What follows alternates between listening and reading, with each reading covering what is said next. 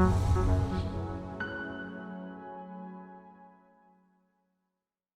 right. Happy New Year, everyone. I hope that so far it's been a good week. It's been a good month. It's been a good year. It's been a good start to 2022.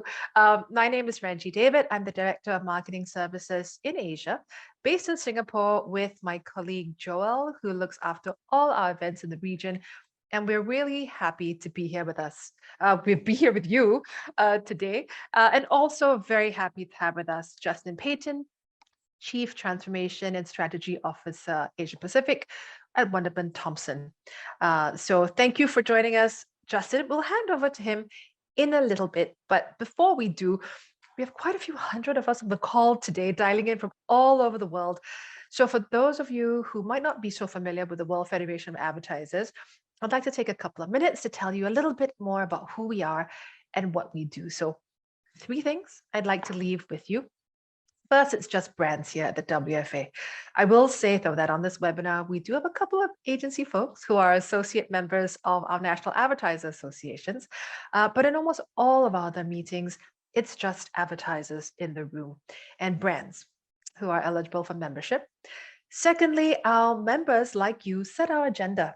So we organize this webinar because of the massive amount of interest, the number of questions we've received around the metaverse, and all that it entails. So we thought, let's do this. Let's pull this webinar together. We're excited about today. And lastly, we are the strength of our network. We represent 131 brands with some instantly recognizable logos on screen, as well as 60 different advertiser associations around the world. I know our friends from Malaysia, Indonesia, Turkey, and of course, Greece are on the call with us today. So welcome, everyone. And that's it. That's who we are. What we stand for is better marketing. So that's our motto. We're obsessed with it, and everything we do, all our work falls into one or more of these categories you see on the screen.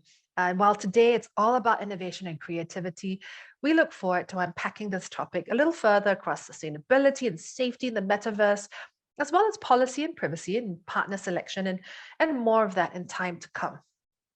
So before I hand over to Justin, we've got 15 or 20 minutes for questions, and we will come back to that at the end of the session. So put them in the chat widget. You can see that on your Zoom navigation panel, and we will get to them live, or Justin has very kindly offered, we will get to that in writing. And last but not least, if you're liking this, you might also like to check out Gaming Demystified. This is volume 2 of a report we've done on how to unlock brand opportunities in video gaming. It's a great report, I think. And that's a deep dive into just one aspect of the metaverse, as you'll see very shortly. But without further ado, I'm going to stop sharing and I'm going to hand over to Justin. Thank you very much, Ranji. And hello, everyone. I am Justin Peyton, Chief Strategy and Transformation Officer for Wunderman Thompson. And I'm going to be talking today about marketing in the metaverse.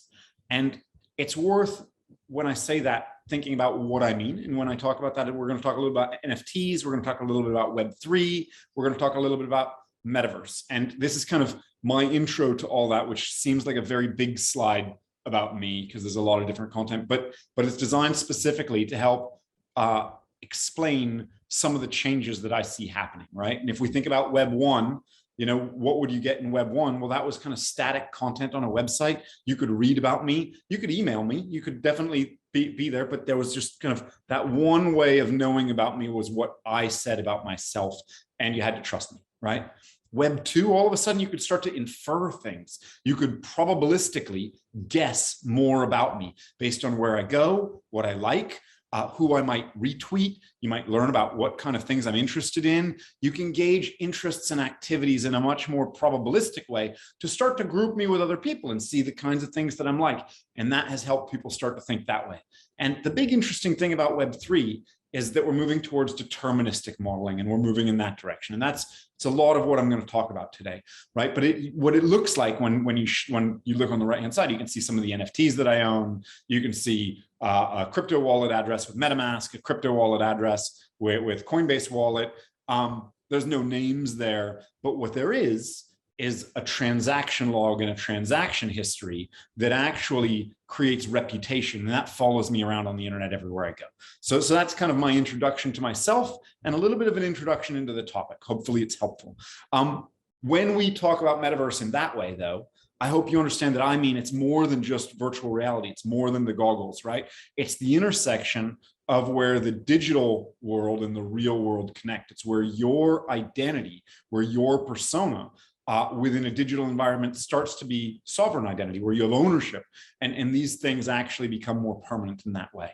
And the reality is, we talk about this and we think about, are we there? What are we doing? And the truth is, in many ways, we're already there. The metaverse, in many ways, is technology. The term might be new and might be in vogue. It's actually not that new a term, but it might be in vogue right now. But actually, a lot of the technologies at the core of this have been there for a long time. If we think about it as that overlay and that intersection between digital world and real world, right? So there's the goggles, and that's top left-hand corner. Highly immersive, but you're not going to wear it for very long. You're not going to be in that area for too long based on the technologies that we have today, right? There's exercise bikes, right? That's an overlay. If you think about a Peloton or something like that, where all of a sudden you're getting that intersection of digital, that encouragement, and all of a sudden it's bringing you into a slightly different world as you deal with that, right? But then on the top right-hand side, you've got the idea of kind of augmented reality glasses and Snap's in that space. Meta or Facebook is experimenting in that space. There's a lot of people that are working in that space. And the idea is that then you can have a digital overlay that you wear most of the day. But there's already elements that you do have that you have with you almost all the time. It might be a watch like this one, where guess what? It's always giving me alerts or other elements that can connect me with a digital world. It might be AirPods, where my Nike running club, that might give me an overlay into a digital world by giving me encouragement, by telling me you've run a mile. These kinds of things are kind of the gateway into metaverse thinking, right? And as that gateway expands, everyone's diving in different ways, right? So NVIDIA, big chip company, and obviously they are looking at the AI that powers these 3D immersive and experiential worlds. And so they've got the chip component at the core and the AI, and they're looking at how that function really builds out and helps to scale those worlds. You've got Facebook changing their name to Meta. They're clearly planting a flag and saying where they believe the world is going and what they look at as the future. And some of that will be experiential. They're also playing in some of the crypto wallet space as well. You've got Microsoft, who after Facebook made their keynote, came out and showed what they look at, and they shared mesh and how this metaverse can exist in an enterprise landscape. And this is kind of a visual of what Teams could look like. And I have to admit, I think that looks like a really appealing version of Teams. I actually like that quite a bit for someone who spends a lot of his day on Teams. And obviously you've also got the consumer brands, and Nike being probably one of the most visible in terms of making their bets and planting flags. And this was an announcement recently that they were launching Nike Land within Roblox.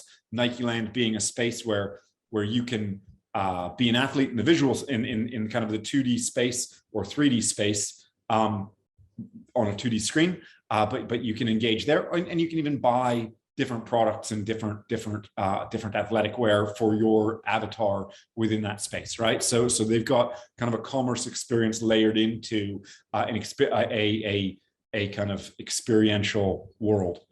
So obviously those brands are kind of the big heavyweights. They're the brands that we all know, and they're obviously going into this space in different ways.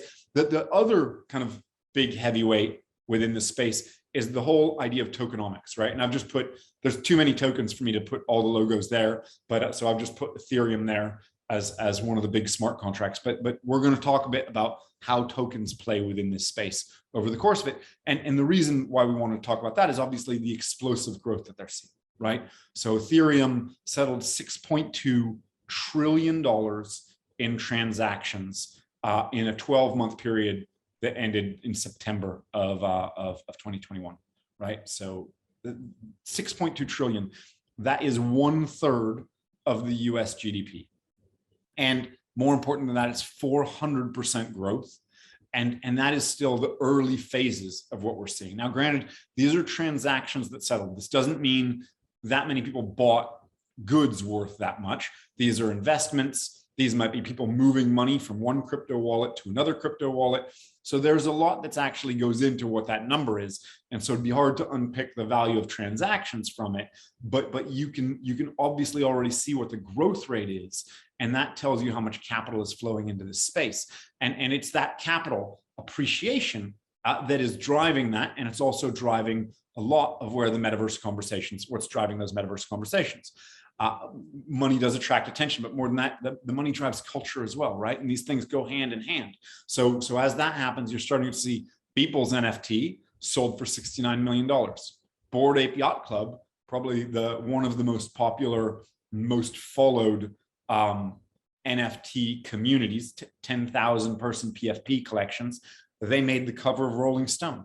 Facebook changed their name to Meta and talked about where they see the future. Samsung went a decentralized route and looked at building their own store within the metaverse at CES recently. So culture is really taking root there. But how are these trends progressing? Is this unstoppable? Is this going to be something that a couple of years from now we're going to say, you know what, that was an interesting time, but it was kind of a little overblown.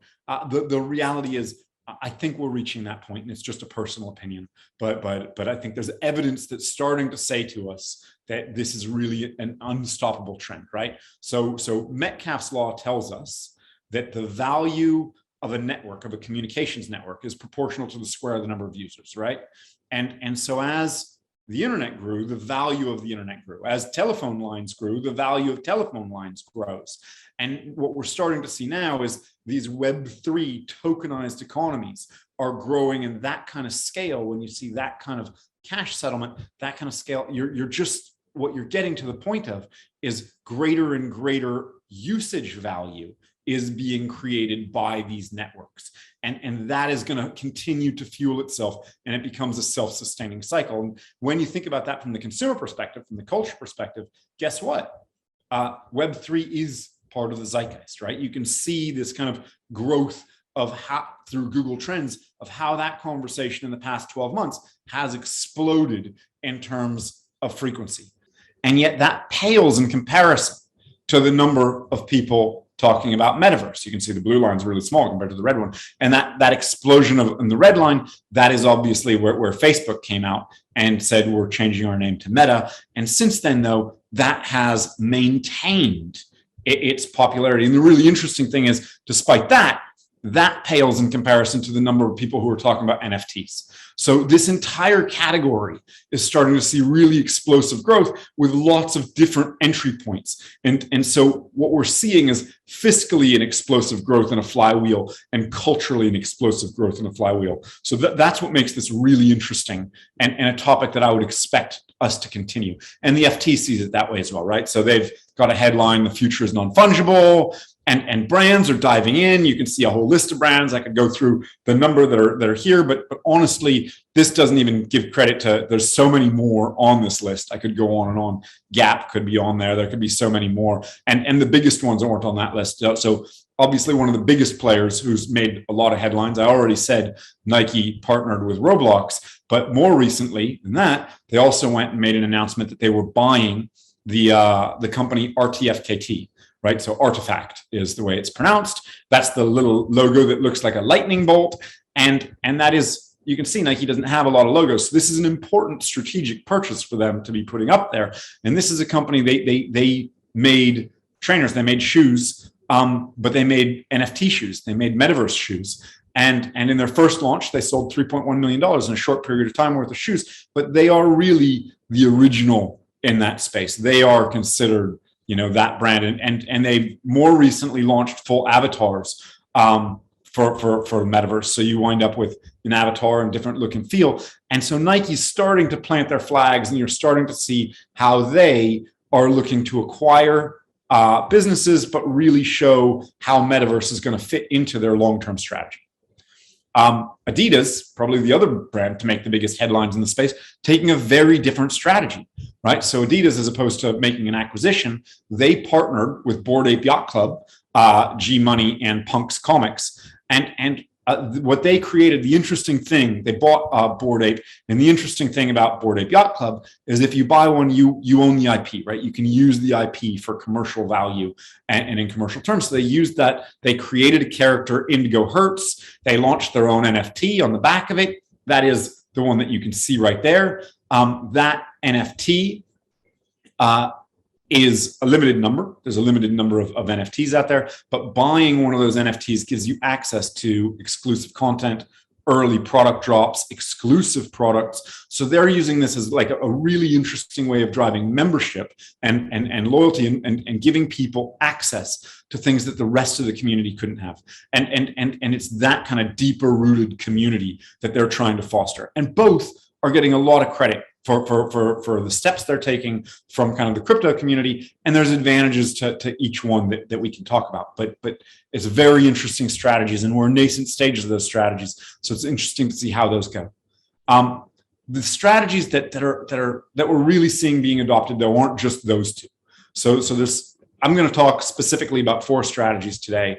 I'm going to talk to you about gamevertising, the idea of brands partnering with games in order to bring their message into the game and integrate that. I'm going to talk about access, so how people can bring fans closer to those moments that they might want to be a part of by using Metaverse.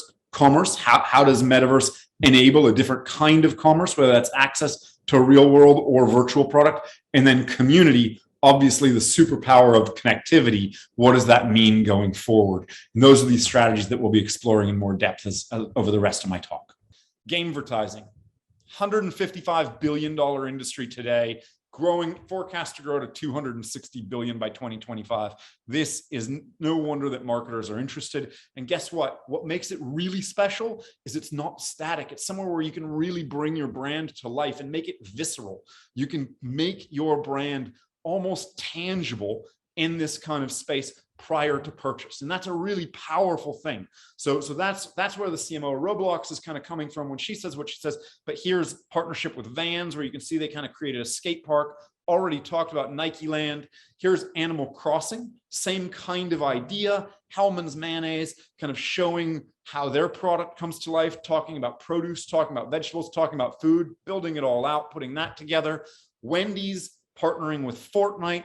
Their whole brand is all about never freezing meat. So guess what? They created an area where you could go in and you could just smash freezers. And tons of people came in, they downloaded this, they started smashing freezers.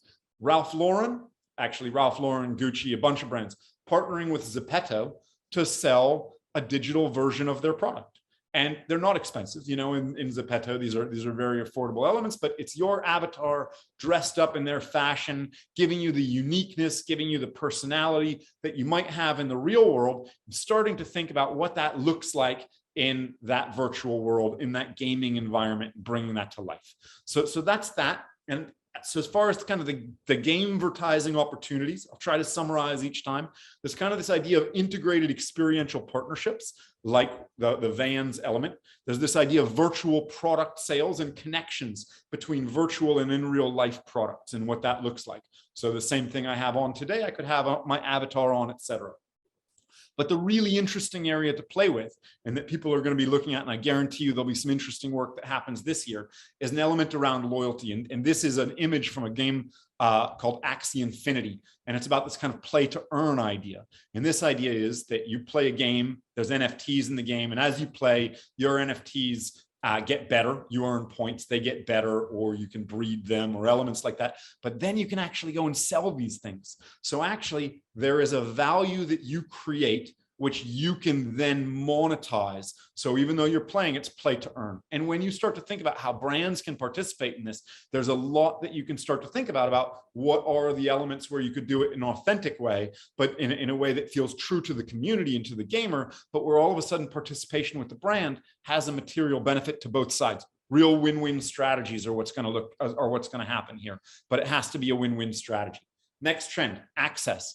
We've heard a ton about concerts. and millions of people attending these virtual concerts. This is Travis Scott in Fortnite, but there's things that have happened in Wave, in Oculus venues. There are things that have been happening in Pokemon Go all over the place, and lots of different people starting to move into this space.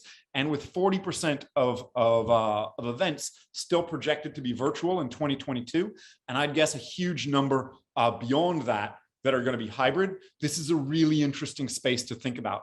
It especially is interesting because it allows you to bring people closer to the action, potentially to bring people closer to the story so they can feel like they're a part of history, right? So this is Lil Nas in Roblox with other people on stage with him. But we're going to start seeing a lot of people start to think about, how do you bring people closer to the action?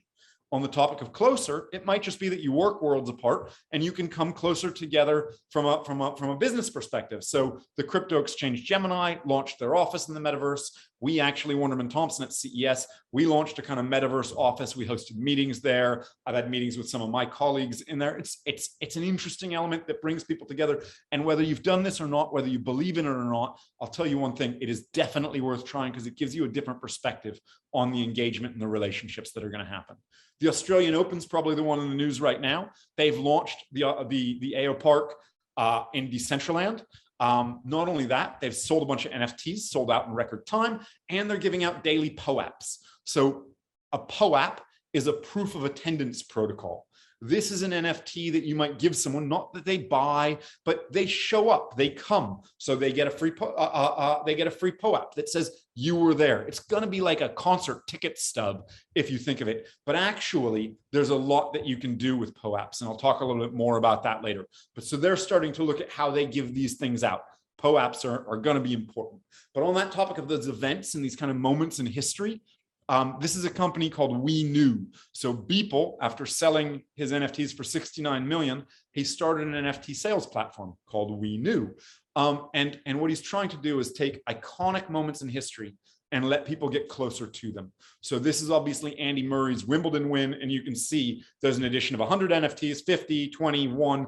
And the idea is that with those really exclusive ones, typically you might get an experience that goes with it. It's not just ownership of a JPEG or an image, but there's an experience that'll be packaged along with that. Might be meeting someone, might be access to something, but those kinds of things are happening. They're partnering right now with Louis Vuitton, and they're thinking about, there's going to be a lot around this space.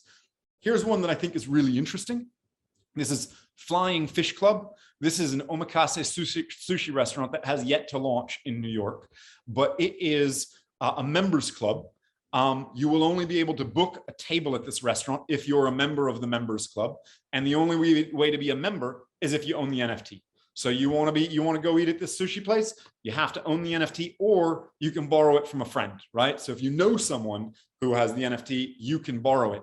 But there's only going to be a few thousand NFTs, a very small number. So it's going to be a very exclusive club in that sense. And you can see that right now they raised $14 million in the initial sale, but then there are after sales of the tokens, and the restaurant's taking a percentage of all of the after sales. And right now, that membership, where it started at about $10,000, I think it started at about 2.5 ETH is where they sold, although I'm not quite positive on that. But earlier today, it was trading at about 6 ETH. So it's going way up in value, about $20,000, a little over $20,000 at this point in time to be a part of this. But it's going to change the way we think about kind of loyalty and members clubs and access. These are tactics that we're starting to see. So when we think about opportunities, it's about extending access to events and in real life locations. Don't just think it has to be completely virtual. How do we think about extending access? How do you think about bringing people closer to what you're doing behind the scenes? That kind of previously unavailable access. And how do you start to reinvent what membership really means? These are going to be powerful opportunities that are going to come up here. Commerce is something we can't ignore, right? I mean, e-commerce has been the biggest trend since COVID started. E-commerce right now, retail e-commerce is valued at about 4.28 trillion. Pure digital asset sales were about 10 billion in 2021. That number is going to be dwarfed in 2022. It says about 20 billion right there, but that number's way off. It's going to be significantly higher than that. Yeah, I was reading earlier today on the numbers that that OpenSea is already reaching in terms of sales in January. We're halfway through January and it's their biggest month ever. These numbers are going to be explosive in terms of commerce, but where we draw the line between real product, et cetera, that's what I want to talk about. So this right here is a metaverse experience, but it's a very Web 2 metaverse experience. So this is Burberry.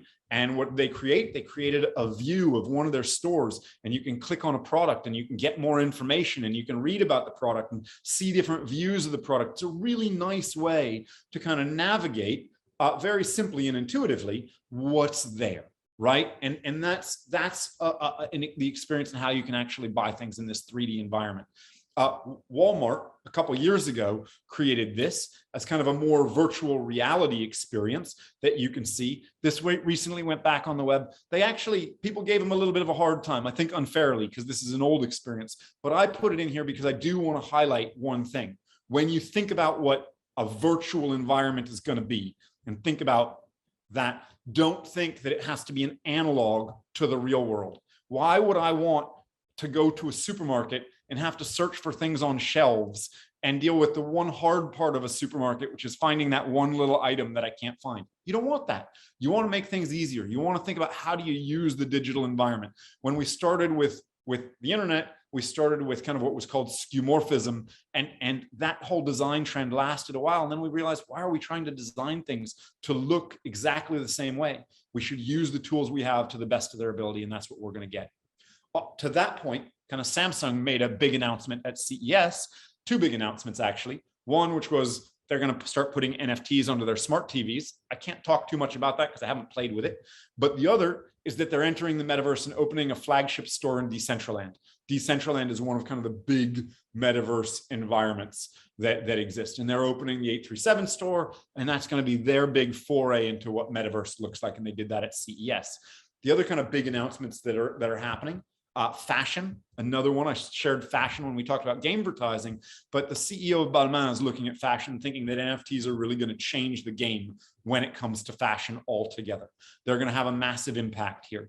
And so what we're seeing is kind of a partnership with Barbie. These are limited edition NFTs that also include real world elements. But what we're seeing is like these are NFTs that are selling in the thousands of dollars already that are happening here. So this space is growing, and Dolce & Gabbana sold a limited edition of NFTs. So fashion for the metaverse, they sold 9 NFTs for $5.7 million. So you can start to see how that works. And going back to the kind of conversation I was having before, there can be a parallel between what you have in the virtual world and what you have in the real world. So Gucci, for example, sold one of their handbags, a handbag that's exactly the same as what they have in the real world, only they sold it in the virtual world for more money than they charge for it in the real world. Virtual world, more; real world, less. That's what happened. But they don't all have to be super expensive. Like Gucci created kind of this sneaker warehouse, and these are trainers that you can buy, again, to put on your avatar. You can customize them however you want. They're very affordable. You know, these are very, very straightforward purchases. And there's a company in New York that's doing a really interesting thing where they're looking at sneaker drops, where they drop real world sneakers and NFT sneakers at the same time. And when you buy the digital NFT, you get the real world element delivered to your home. So this kind of overlap between real world and metaverse and real world and NFT, this is where you're going to start seeing a whole bunch of overlap. And in fact, this company does this kind of real world overlap really interesting. There's a company called 4K. What they're doing is taking real world items, allowing you to buy them as investments and keeping them as investments where you get the NFT. So you think a Rolex is a good investment? Buy the NFT of the Rolex. And guess what? They will keep the Rolex. They will keep it in a vault. It will stay mint. It will stay pristine. It will stay beautiful. That's what it is. It's there for you. You just have the NFT. If ever you want the Rolex and you want the physical one, you can have it. They're storing it for you. They give it to you, but you can't have both the NFT and the watch at the same time. It's one or the other. But this way, these kind of collectibles become digitized and they can be stored in one place, and it creates a much more liquid marketplace. That's the idea behind it. And on that front, we start talking about liquid marketplaces, real estate. Let's talk about real estate. So there was recently the biggest most valuable Decentraland purchase, 6,000 square foot purchase in Decentraland, sold within the fashion district for $2.4 million. That might sound crazy, but there's a really good business case behind it, actually. I'll explain that in 1 second, right after I say that in Sandbox, another virtual environment, another metaverse environment, there was an NFT that sold for a virtual yacht for $650,000. Again, what's the business case for these things? Well, the business case is that in the prior case, they're going to be creating environments for fashion brands to host exclusive events. They'll build them out. They'll make something that's out of this world and beyond imagination, and sometimes defy the law of physics events for clients or for the public within this kind of environment. So this kind of all access to super hyper realistic, or just giving more people access to fashion shows, et cetera. So they're going to create an environment that people can come to and customize, and they'll customize it for people. That's their business case. On top of that, they're going to have all of the commerce facilities, so they'll be able to sell all of those fashion and all of those kind of collectibles within that space. So they've got a pretty good commerce business case put together as to how they're doing that. On that topic of buying land, someone spent 450 grand to buy land next to Snoop Dogg and live next to Snoop Dogg. And this is, again, in Sandbox. You can see all of the little squares. You buy a parcel of land within Sandbox, different sizes of parcels of land. But that idea of proximity still matters, right? So that still matters. So they spent this to have land near where Snoop, and Snoop has one of the kind of, he's created the Snoopverse in Metaverse, and Snoop is probably one of the premier celebrities in this space. He's actually very, very advanced in his thinking and what he's actually trying to do. But you might think, you know what, 450 grand to buy a house that's a virtual house sounds like a lot. I guarantee this person has made money on their investment. Now buying a house on a little private island in Sandbox would cost you about 300 grand. The asset prices there have appreciated by 1,000% or more over the past year, and they are likely to continue to do so. So now buying a house in the metaverse in Sandbox costs you more than buying a real house in the United States. What are the opportunities here, right? We can accept crypto as payments, obviously. We can consider how our products translate into a virtual world. How do we add additional engagement or exclusivity value, these sorts of things. We can think about how we partner real products with virtual products and bring those two things together in ways that allow you to get greater margin while incurring only marginal incremental costs, right? Because the cost of creating a supply chain of virtual products isn't quite the same. Although it is worth noting that what drives value is digital scarcity. So you don't want to just flood the market. Scarcity is important. And we can also talk about that kind of fractionalized access that people are looking at in terms of how they deal with ownership through tokenization or renting properties and these sorts of things. This brings us to kind of the superpower of the internet and the superpower of Web3, community, right? And community is going to be different in Web3 because this is Bored Ape Yacht Club. These are the community of people who 10,000 apes. They've come together. They have a huge number of followers. They have a huge number of power. It's probably the most successful NFT community, but they own the community. It has a lot of participation because everybody wants to be a part of it. There's a lot of celebrity involvement. There's a lot of people that want to be a part of it. But when Adidas bought a Bored Ape, it wasn't about the Bored Apes need to be around Adidas. It was about what can Adidas bring to Bored Ape Yacht Club. And so there's a different mentality versus what you've been thinking about with social in terms of how community works right now in this space. But it's one where the brands who do things that are interesting, they get a lot of credit. So when Visa bought a CryptoPunk, huge amount of credit from that community. Granted, a small community, but that in the grand scheme of global scale, but a huge amount of credit for participating in a very authentic way, right? Pepsi said, actually, our brand has always celebrated music. So when we think about NFTs, we're going to build community around those NFTs. Free NFTs is what they gave out. They're now trading for quite a bit. So if you were a part of that community, there's a residual value. It doesn't just have to be about that, though. So this Sports always has a community. Lionel Messi obviously got transferred, sold over to Paris Saint-Germain, and part of his contract was based on was paid in a token.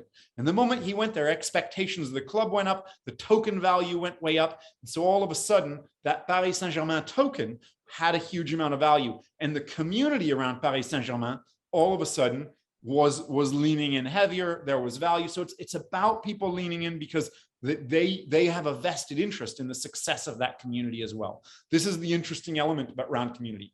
Since we're talking about sports, two things.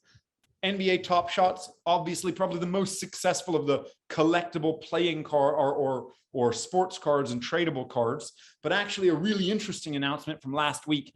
This guy, Des Bryant, who's an American football player, he wants to bring people and allow them to be closer to the athletes. So he's looking at creating NFTs that are collectible that actually link through to the player's data. So if the player does well and they score extra points, if the player gets extra runs, whatever it happens to be, whatever sport it is, sports is filled with statistics, right? And as the statistics change, the visuals on the NFT will change and the NFT will evolve. So changing NFTs that evolve with the dynamic of the player. So you can see how, if the expectation of a club or if a player becomes great, static cards and collectibles always grew in value, but this will add another layer to things. All this true, but ultimately, it has been very much a man's world. Women up until recently, there are a few good, successful female-driven projects right now, but made only a small portion of the sales. As a result, brands like L'Oreal said, we want to support the female community. So they launched a new lipstick, launched a bunch of NFTs with it, hired community, got female artists to commission that. They took no money. All the money went to the female artists. And it's not just about buying and selling images, right? These communities can be built around a business purpose. So this is a DAO, a decentralized autonomous organization. They have a mission to, they're selling effectively membership in advance to buy a golf course. That's what they're going to do. This guy did the same thing. He raised $47 million in 2 weeks to buy a copy of the Constitution of the United States. There's 3 copies. I never knew that. This is a company that wants to buy Blockbuster Video. They're trying to raise $5 million to buy the brand of Blockbuster Video, and they want to create a decentralized video competitor to compete with Netflix. And not only that, these decentralized communities, the interesting thing is, I said at the beginning, there's a deterministic element to me, right? So this is a company, OpenDAO, they sent a token to everyone who had transacted on OpenSea, and they wanted to give value to OpenSea people. So what this means, let's think about this for a second. If, for example, a luxury car maker made the title of the car an NFT, which would make sense because then any service records would get added to that NFT, we could reduce fraud, etc. All of a sudden, you would know deterministically who owned this type of car. And if all of a sudden a luxury airline, a business class airline wanted to talk to Mercedes owners, BMW owners, luxury car owners who had this type of a title, they could deterministically push, not probabilistically, they could push messaging there. Now, right now, there's still a lot to unpack with that. That's not a perfect technology, but that's the direction that we're starting to see as far as where things are going, is this kind of view of actually determinism is gonna matter, but there's identity resolution that's gonna need to be unpicked on that as well. So when we think about these community opportunities, don't just think about the competitive advantage, think about collaborative advantage, right? I think that's the really interesting thing that we're seeing with what Adidas is trying to do. Don't also think about how you just kind of dive in. You've got to think about what's authentic to your brand and why the relationship is there and how you can participate in an authentic way. You're a participant, you're not an owner in these communities right now, so don't try to fake it. And don't think about product fit in the same traditional way. Think adjacency. There's the opportunity to go broader because all of a sudden, if you think about this virtual space, you can defy the laws of physics. You can create things that are new, interesting, and fun. So you can think in different ways. And in that sense, if you are going to launch NFTs, make it fun. That idea of evolving NFTs that change based on data is a really interesting one. And be prepared for the next generation of CRM. It's going to happen, not probably right away, but it's coming. So how do you get started? I'll wrap up real quick here. 1, get to know the language, get to know the landscape, right? Find a few blogs, find a few experts, follow them, read them regularly, get back on Twitter, that is where the conversation is happening. Get to know the lexicon. There's lots of websites where you can look at a glossary for Web3. I've just thrown words in there.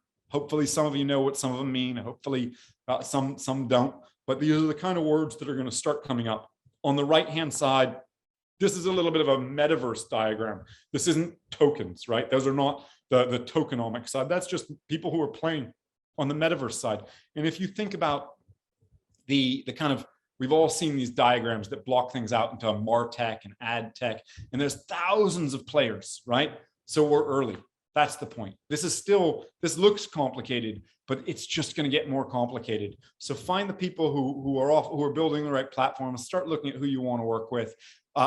Think about that now. The next is get your business ready.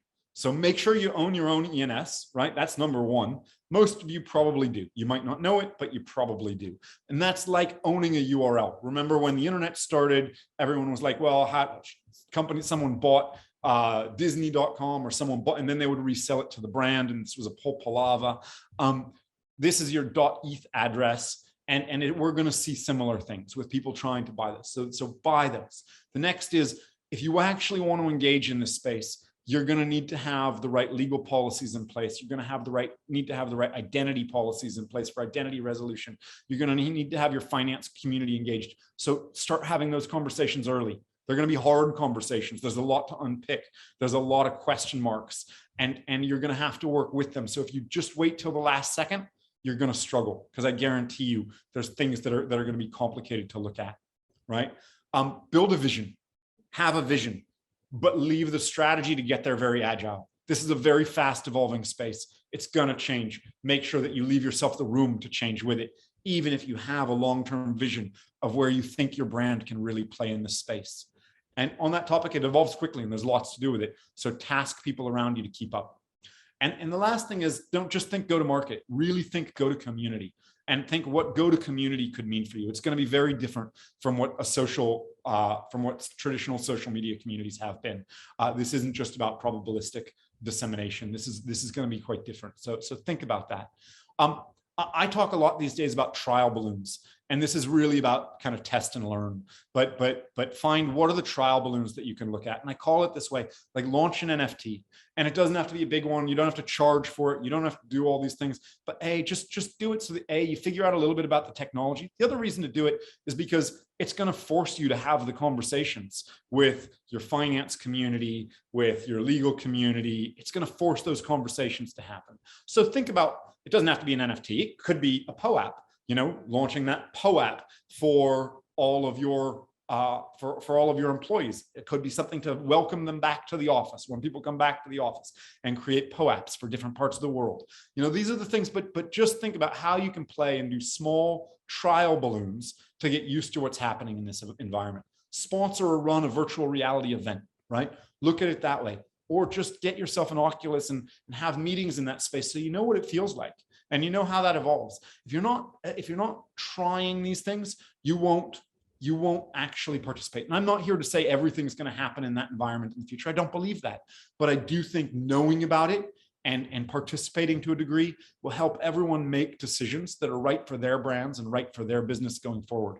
The last bit is just dive in, right? Just dive in. So with that, I will thank you.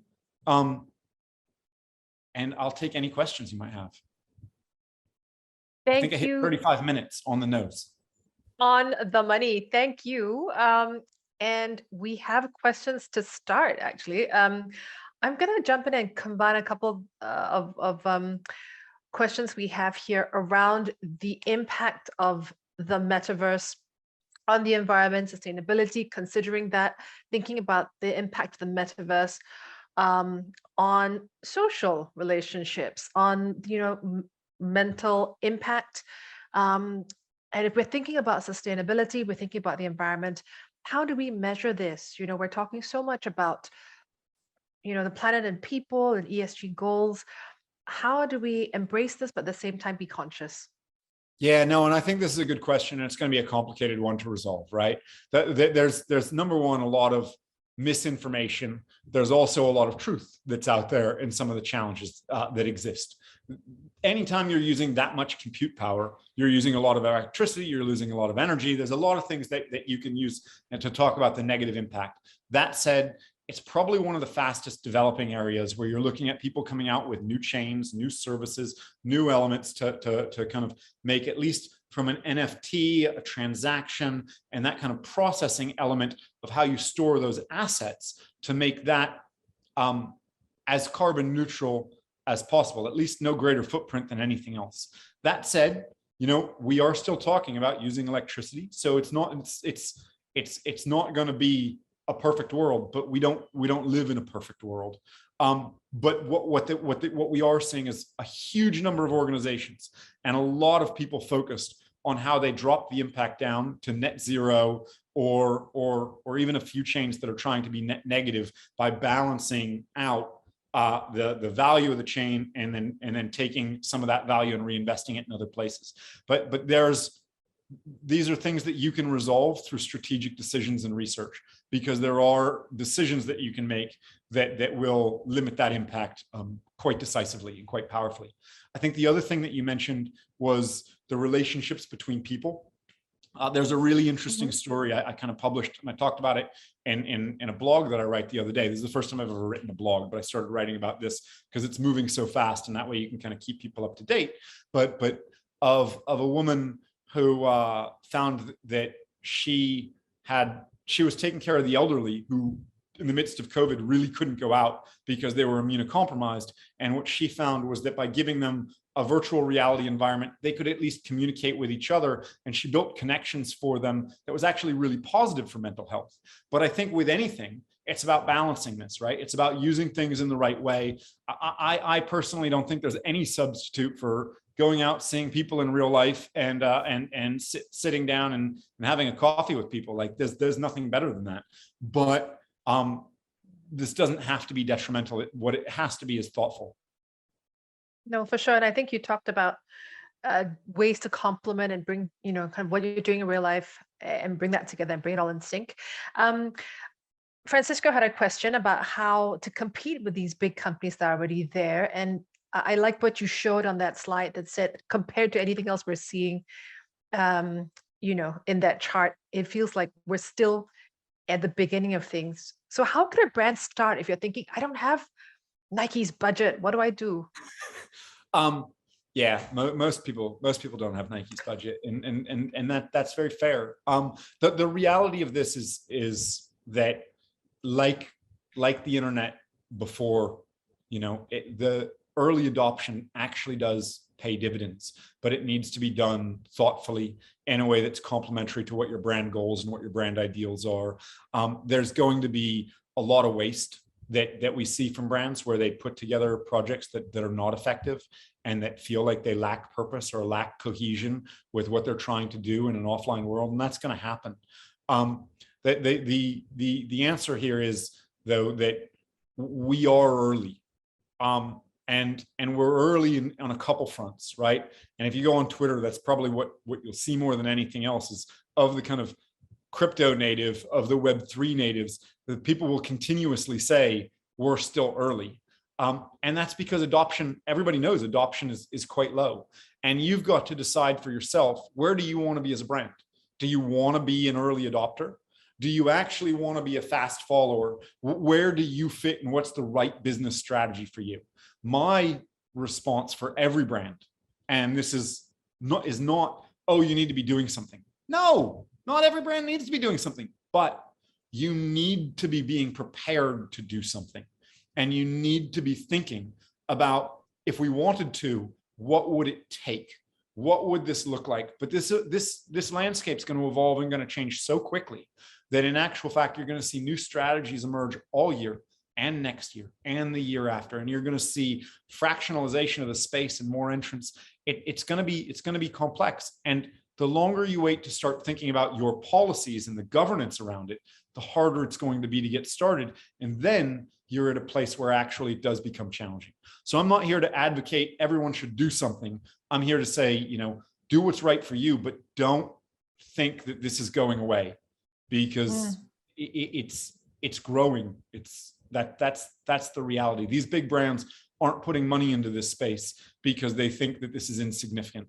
They're putting money into this space because they recognize that being an early adopter is a strategy that they want to take. Okay, we've got 13 minutes, 14 questions. I feel like this is like quick fire answer round. And I will say to everyone, and I'm going to thank you again, Justin, for offering this in advance, that I promised.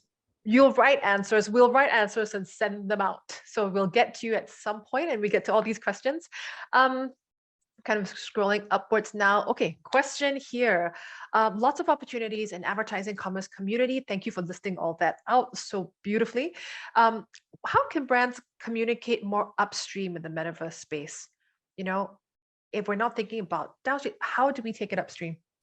When we say upstream, are we talking about kind of upper funnel element? Is that what we're trying to talk about? Which I assume. I'm gonna say perhaps. I'll make that assumption and say that if we're trying to talk about that, I think that's really the interesting element, right? So community is almost by default a downstream element, is what you would think. But in actual fact, when you think about, for example, that Bored Ape Yacht Club example, you have a 10,000 person community. It's a very limited community, but actually the influence they have is massive and disproportionate to that 10,000 people. And what you're going to start to see, I guarantee you will see logos from those brands and logos from those NFTs start to partner with some of the biggest luxury brands in the world. And you're going to start to see that kind of supreme type relationship and type partnerships that exist. You're going to start to see kind of the broad mass scale sponsorship of elements that starts to come in, where brands have co-sponsored large concerts with elements. You're going to see that come in a very big way as far as these elements start to come in, and you're going to start to see kind of a collision of those different practices in terms of how you deal with what was traditionally offline branding in an online space, and that kind of offline product placement or sponsorship is going to move very much into, now there's online potential for that and digital potential for that. You're going to start to see those elements come in. But yeah, I hope that answers it to a partial degree. Yeah, we're on the money. And it sounds like what you're saying is leverage the power of the community, because with Bored Ape, you've got 10,000 influencers in their own right to harness. And they're not the only one, and I don't just mean just look at NFT communities, because that's not going to be right for everyone, and I don't think it is right for everyone. It's the obvious example because it gets the headlines, but the reality is that if you look around communities with purpose, that's where you're finding a whole lot happening at the moment. And there are a huge number of interesting communities with purpose that are happening. There are DAOs that are being created for marketers to just relate their own experiences in this space, where they're creating. So there's communities for everything, for the industry, all kinds of things. No, fantastic. I'm going to combine two questions here. One around what's your perspective on metaverse and healthcare, and another one around how would you suggest kind of everyday essential brands, not your usual suspects, maybe not so cool brands. Is there a place for every brand in the metaverse? What do you think? I think that you're going to see massive use cases appear around healthcare. I think they're going to be all over the place. I'm working with a brand right now on, or I'm trying to work with a brand. I'm talking to them about an idea. We haven't kicked it off, but fingers crossed that they'll where we're talking about how we can bring this in a way that really coincides with kind of treatment pathways and supporting different treatment pathways. And I think there's some really interesting use cases that are gonna spring up, and that you're gonna start to see.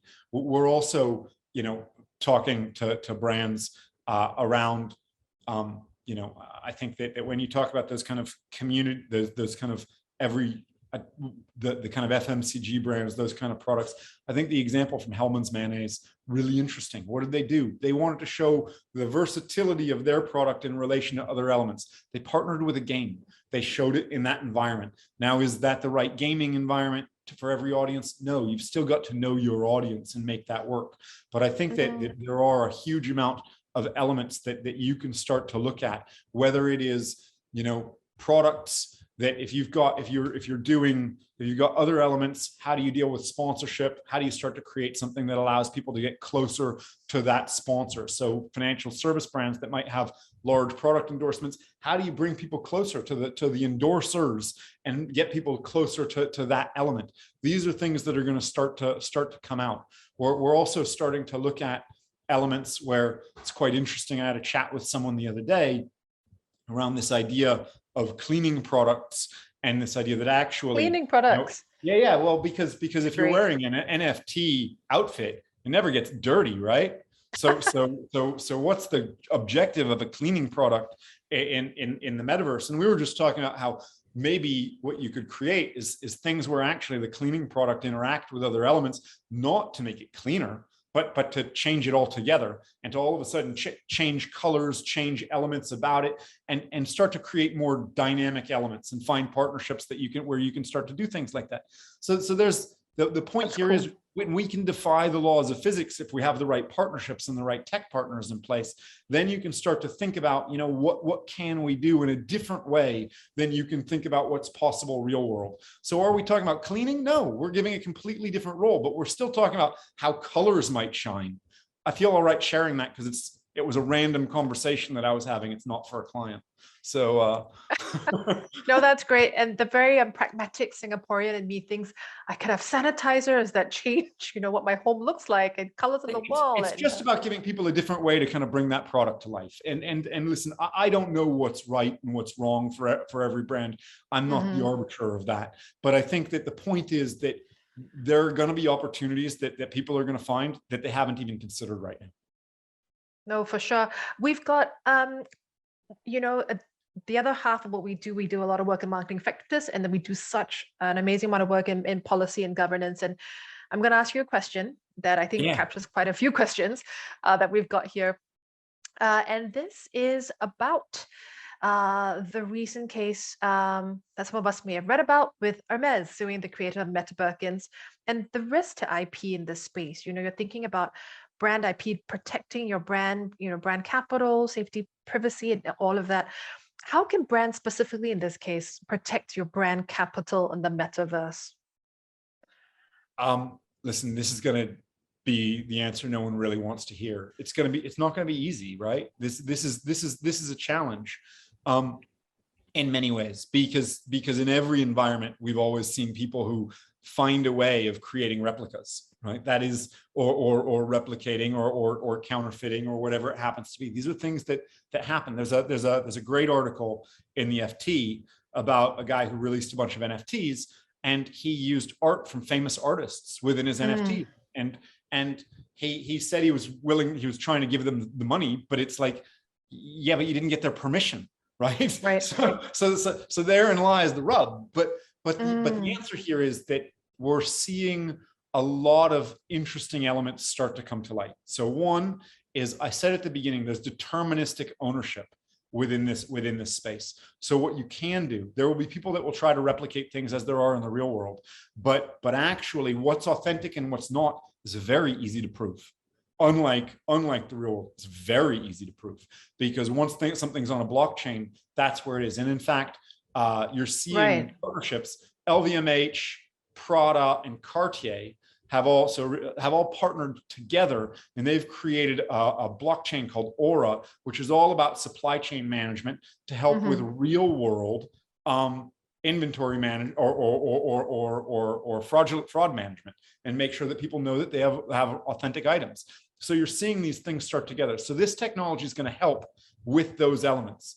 The other element that it's going to help with is, while you might not know my name from the stuff that I showed you at the beginning, you might just see a crypto address. There are a lot of companies out there that are looking at identity resolution to be able to give you, not necessarily my name. You might not want my name. There's PII there that you might not, but to be able to tell you that if you're an alcohol brand, for example, I am 21 if I'm in the US, right? Here's a crypto address. Yes, we have dealt with the identity resolution to know that crypto address is of legal drinking age, right? Those technologies exist. Those partners exist right now. So you can go and find people to kind of help with those things. So those elements are being really well looked after. But you're also seeing a big trend toward Creative Commons and the idea of kind of more interesting licensing agreements, et cetera. Okay. I mean, you talked about you. Good gosh, but exhilarating. It's just so much to think about and talk about. We have 3 minutes, and I just want to again try to combine some questions. Again, we'll get into all of this in more detail. We'll send those answers around. Thank you, Justin, in advance. But we're talking about consumers and profiles, demographics. Historically, that's what we think. And you're saying that there are ways to get more information on the demographic of communities. Can we? Are there partners? I think that getting the demographics of communities might be a hard thing to do. I don't want to speak for what I haven't tried to do that. It might be. I don't want to say it's impossible, but it's more around resolving some of the financial transactions and looking at that side of identity, where I have spoken to partners and I know what is possible on that front, to be able to make sure that you're not dealing with money laundering, to make sure that you're dealing with people of legal age for things. Those elements, I know solutions exist, and I'm happy to talk about that. I'd have to look into the demographic side. I can't speak to that, sorry. No worries. We've got 2 minutes and counting. Let's see. Okay. We've got a question on platforms. There are so many different platforms. Do I have to go into every one if I'm a brand, between Sandbox, Centraland? Where should I go? Samsung?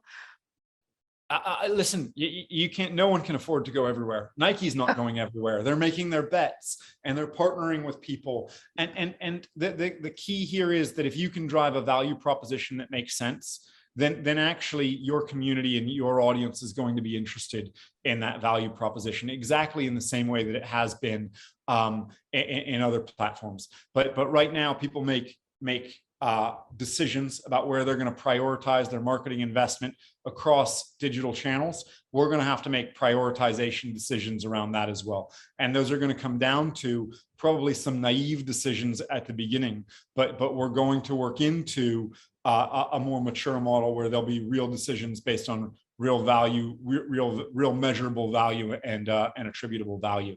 That's the direction of travel, and it's going to happen fast. Okay. And we are at 5 o'clock. Justin, thank you so much. We have lots of unanswered questions, but we anticipated that, didn't we? If you send me the list, I'll make sure I answer all of them. I really appreciate everyone's time in joining. Definitely. Thank you all. And hopefully you got something out of this. Thank you. Thank you, everyone, for joining us. Big thanks again, Justin. And if there are any other topics, any questions, send them through. We will keep unpacking this as we go. I bet you this deck will change 50% by the next 2 weeks, right? Gosh, thank you all so much. And we'll see you online. And Justin, thanks again. Thank you, everyone. Thank you. Bye.